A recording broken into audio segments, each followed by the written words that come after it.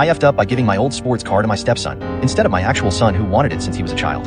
I've been a car mechanic since the age of 19 and I have my own garage. Throughout my entire life, I've always had a black Chevrolet Chevelle SS. After my first marriage went to shambles, I remarried a few years later. My new wife had a son, making him my stepson. Meanwhile, my son from my first marriage was living with his mom, but I saw him quite often at the shop. He dropped by occasionally to say hello or look at the cars I had in the shop. A while later, my ex-wife and son moved a few states away. After that, I spoke to my son mostly on the telephone and saw him maybe once every 4 months. The phone calls became less frequent, and he said he wanted to focus on his schoolwork. Recently, my stepson had his 16th birthday. He was a grade A student, so I decided to give him my old Chevrolet Chevelle. I texted my real son a picture of my stepson with the car on his 16th birthday party. My son texted me back with, "Is this a joke?" I texted him back with, "No, why?"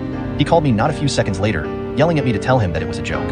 He told me that I promised him the car when he was 10 years old, that if he did well in school I would give it to him. The part that made me yell back at him through the phone was when he called me a lousy father that didn't care about his real son.